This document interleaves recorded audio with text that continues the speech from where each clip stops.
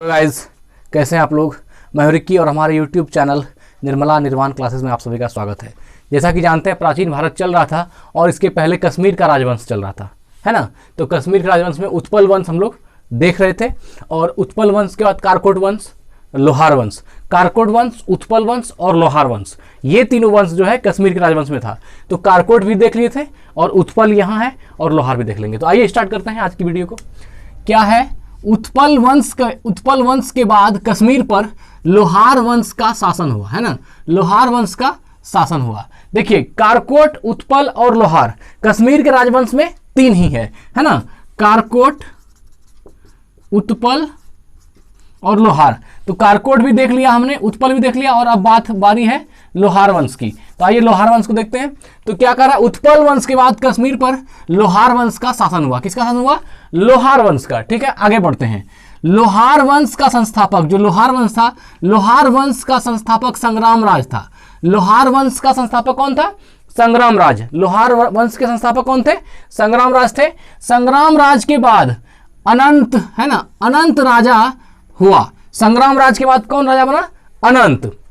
इसकी पत्नी सूर्यमती ने, है ना, इसकी पत्नी सूर्यमती ने प्रशासन को सुधारने में उसकी सहायता की। कह रहा है लोहार वंश का संस्थापक संग्राम राज था। संग्राम राज के बाद जो है अनंत राजा बना। संग्राम राज के बाद कौन शासक बना? लोहार वंश का। तो अनंत राजा बना और अनंत की पत्नी जो सूर्यमती थी, अनंत की वाइफ सूर्यमती थी, इसने प्रशासन को सुधारने में उसकी सहायता की। किसकी सहायता की?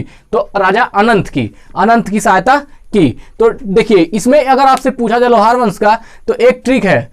संग्राम, है ना, लोहार वंश का संस्थापक कौन है? संग्राम राज। संग्राम मतलब युद्ध होता है। युद्ध किससे कीजिएगा? तो हथियार लेके, लोहा का कोई हथियार चाहिए। तो ये हो गया लोहार वंश का संस्थापक संग्राम राज। ये जो है लोहार, संग्राम अगर यदि होगा तो लोहा से, है ना, तो लोहार वंश से क्या होगा? संग्राम राज हो जाएगा। तो ये ट्रिक है कि लोहा लेके संग्राम लड़ेंगे, ठीक है, युद्ध किया जाएगा। तो लोहार वंश का संस्थापक संग्राम राज हो गया। चलिए आगे बढ़ते हैं। लोहार वंश का शासक हर्ष। लोहार वंश का शासक हर्ष विद्वान, कवि तथा कई भाषाओं का ज्ञाता था। ये हर्ष के बारे में कह रहा है कि ये लोहार वंश का एक शासक हुआ।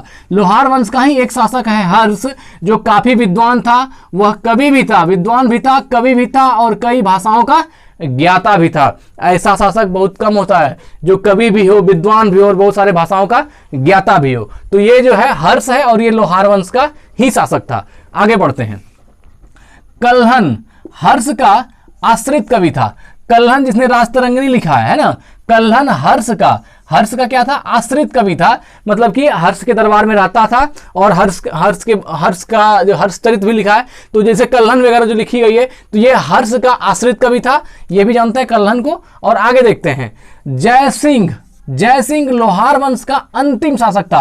मोस्ट इंपॉर्टेंट क्वेश्चन है। जय सिंह क्या था?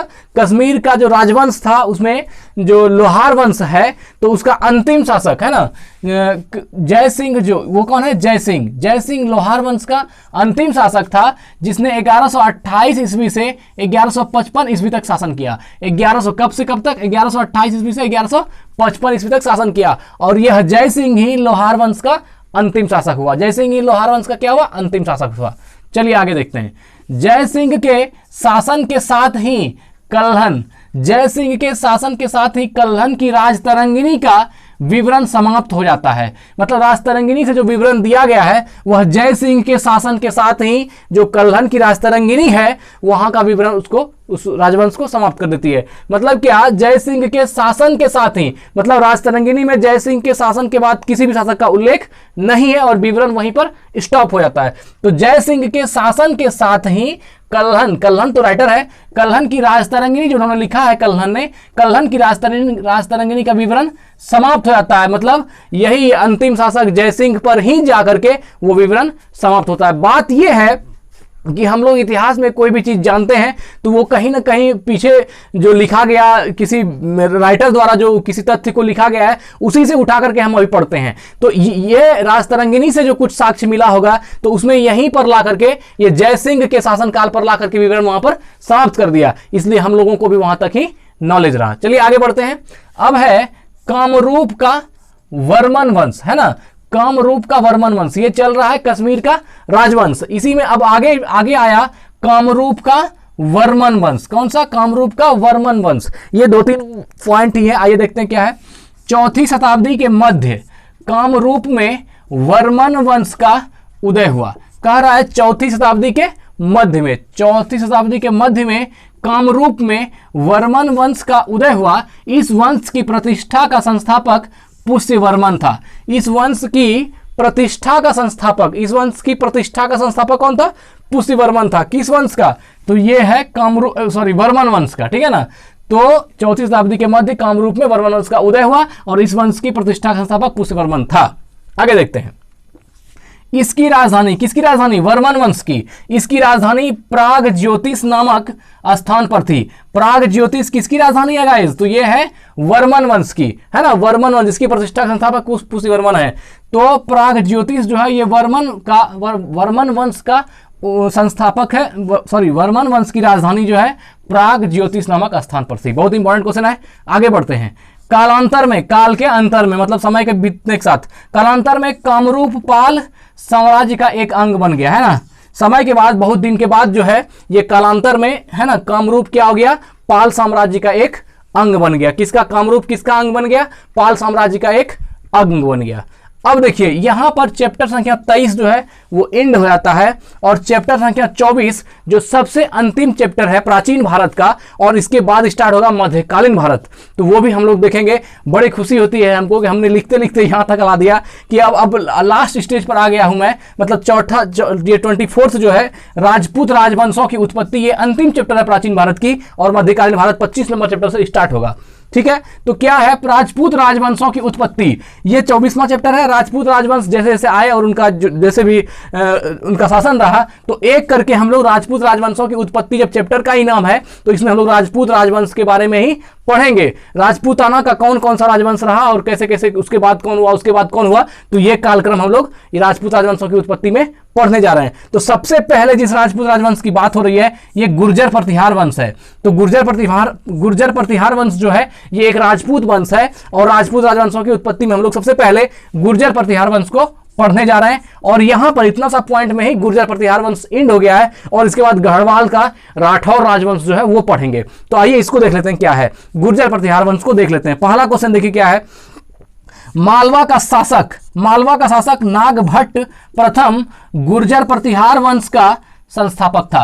मोस्ट इंपॉर्टेंट क्वेश्चन है ये सब, बहुत ही ज्यादा प्राचीन भारत का इंपॉर्टेंट क्वेश्चन में से आता है कि मालवा का शासक नागभट्ट प्रथम, तो सीधा पूछा जाएगा गुर्जर प्रतिहार वंश का संस्थापक कौन है? नागभट्ट प्रथम। गुर्जर प्रतिहार वंश का संस्थापक कौन है? तो ये होगा नागभट्ट प्रथम। गुर्जर प्रतिहार वंश संस्थापक कौन सा है?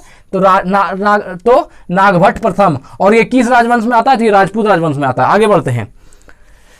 नागभट्ट द्वितीय को राष्ट्रकूट सम्राट गोविंद तृतीय ने हराया था। अब देखिए नागभट्ट द्वितीय को किसने हराया था? राष्ट्रकूट सम्राट गोविंद तृतीय ने, है ना।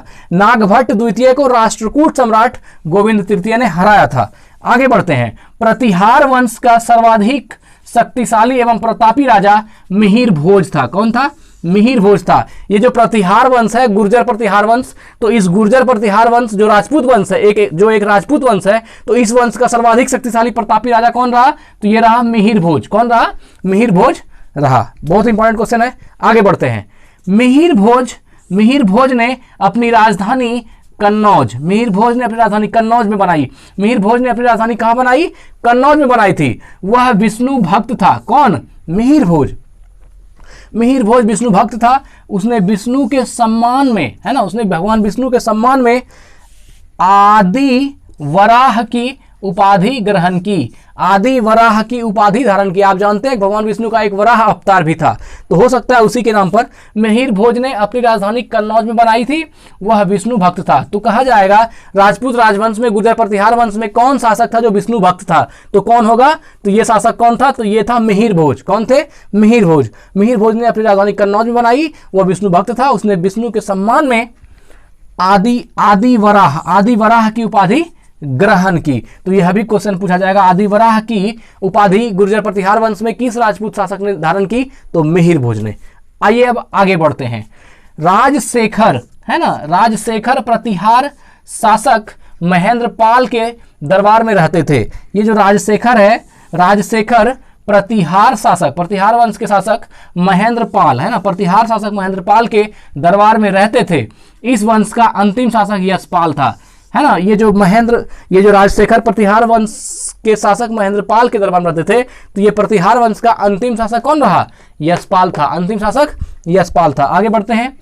दिल्ली नगर की स्थापना तोमर नरेश, दिल्ली नगर की स्थापना तोमर नरेश अनंगपाल, दिल्ली नगर की स्थापना तोमर नरेश अनंगपाल ने 11वीं सदी के मध्य में करवाई। तो यहां पर 2-3 क्वेश्चन बहुत ही ज्यादा इंपॉर्टेंट है गाइज। आइए इसको देख लेते हैं क्या है। कह रहा दिल्ली नगर की स्थापना किसने की? तो तोमर नरेश अंगपाल ने। दिल्ली नगर की स्थापना किसने की? तोमर नरेश अंगपाल ने। तो ये देखिए, दिल्ली नगर की स्थापना अंगपाल ने की, एक क्वेश्चन बनता है। और ये कौन सा नरेश थे? तो तोमर नरेश थे। दूसरी क्वेश्चन, और कब कराई? तो 11वीं सदी के मध्य में। ये बहुत ही ज्यादा इंपॉर्टेंट क्वेश्चन है। दिल्ली नगर की स्थापना कब हुई? 11वीं सदी के मध्य में। और दिल्ली नगर की स्थापना किसने की? तो तोमर नरेश अनंगपाल ने। दिल्ली नगर की स्थापना किसने की? तोमर नरेश अनंगपाल ने। और कब दिल्ली नगर की स्थापना कब हुई? तो 11वीं सदी के मध्य में, 11वीं सदी के मध्य में। तो गाइज आज की जो वीडियो है यहां पर एंड होती है। और ये जो राजपूत राजवंशों की उत्पत्ति चल रहा है 24 चैप्टर नंबर, तो इसमें गुर्जर प्रतिहार हम लोग देख चुके हैं। और इसके बाद जो अगला वीडियो जो आने वाला है वो आपका गढ़वाल वंश है ना, गढ़वाल या राठौर राजवंश पाएगा, है ना। गढ़वाल या इसी को हम लोग राठौर राजवंश कहते हैं, जो एक राजपूताना राजवंश है। तो आइए इस अगली वीडियो में देखते हैं राजपूत राजवंशों की उत्पत्ति में गढ़वाल वंश या राठौर वंश को। तो तब तक अगर हमारी वीडियो आपको पसंद आ रही है और अगर आपको समझ में अच्छी तरह से आ रहा है तो जरूर लाइक कीजिए और चैनल को सब्सक्राइब कीजिए।